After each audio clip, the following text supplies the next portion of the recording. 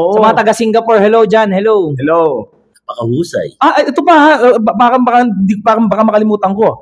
May mga kuya tayo na nagpasok ng sa mga street food natin. Pumasok po ang Wingsman. Yan, Wingsman. Oo nga pala. Teka lang, hindi ko natikman.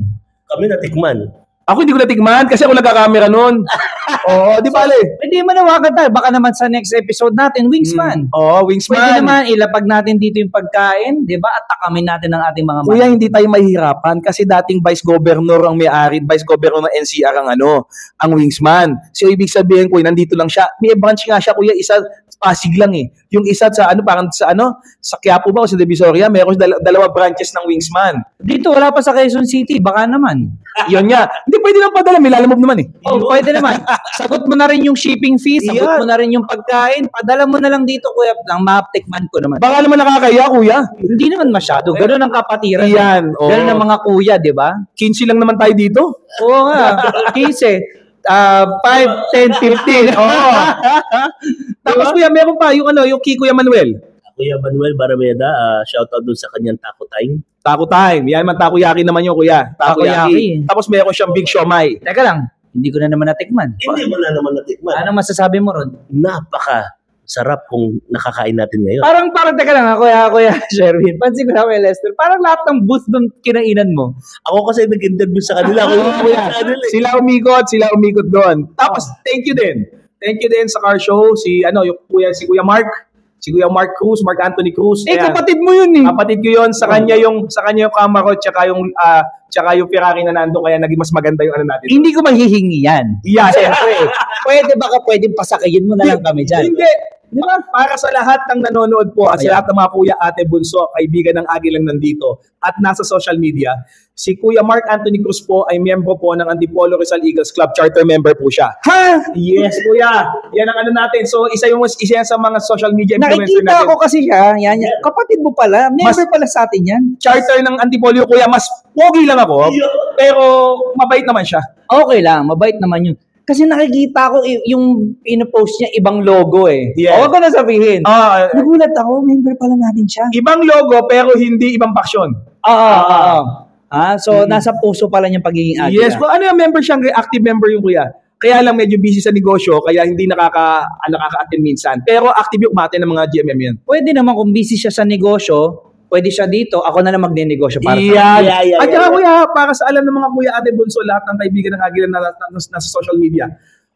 Isa po si Kuya Mark Anthony Cruz po sa interview natin sa Success Story. Naku, bad mo sinabi. Ay, secret ba? Abangan nila sana yun. Abangan nyo, kasi meron talaga para makilala nyo siya.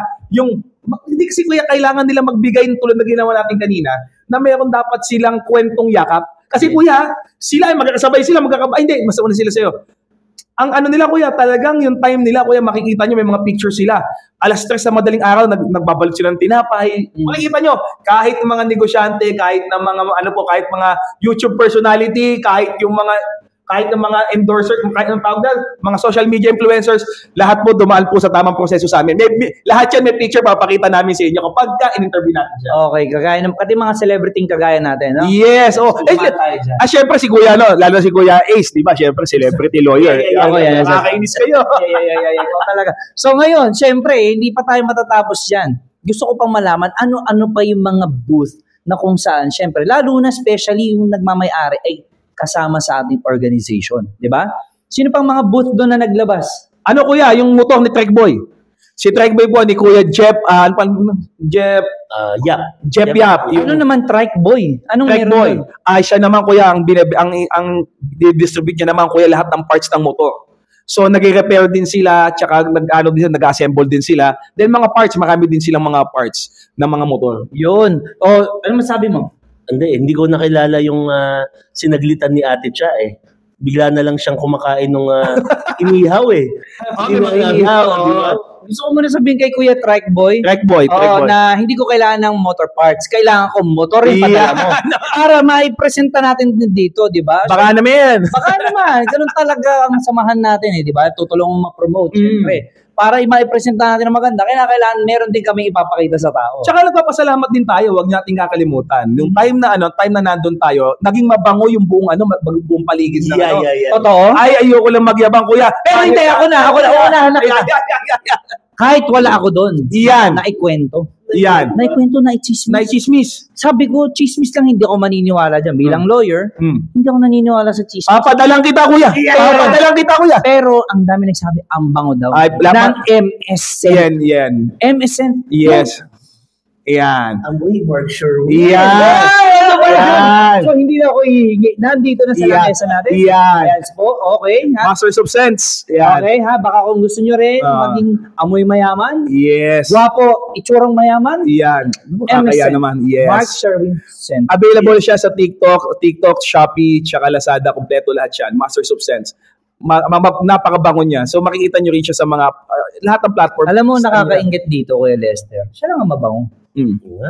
So, anong dapat niyang gawin? Magbibigay syempre. Hindi na natin dapat direct. Mamimigay po tayo. Sabihin. Hindi, kuya. Kapag meron tayo kasi susunod na episode natin, kuya, magbibigay kasi tayo ng mga premyo eh. Yan. Isa yan sa mga pamimigay Pinanggit natin. mo na naman. Secret ba Abangan ulit? na naman ng mga Secret tao yan. Na magbibigay tayo ng cash tsaka ng mga gamit. Kaya Ang daming pag-giveaways. Hindi ko alam kung gugustuhin pa ng ating NP na magtuloy-tuloy ang ating programa. Hindi, ang maganda naman dito, kuya, since marami tayong mga kuya, for example, ang Wingsman, magbigay ng 300 GC o 200 GC sa mga mananalo. Ay, oo. O pwede. Si Trekboy, magbigay ng 200 GC sa repair sa kanya. Oo. Pagkatapos, ang Masters of Set, magbigay, for example, ng 5 bottle every sa mananalo. Oo. Free shipping. Yung mga ganun. Yung mga ganun yung bagay. Ako, pwede rin ako magbigay. Libreng kaso kung gusto ko. Wala naman yung problema. O, gusto nyo asunto. Walang problema. Wala akong problema. Kung gusto yung mademanda, sasabihan nyo lang po ako. Paglalaanan ko po kayo ng oras. Parang, kuya, imbis sabihin manood sa atin, parang inuubos mo yung mga tao. Okay, so ngayon. So, Together, dito, sa Yak na Agila Media. mabuhay ang Agila. Mabuhay!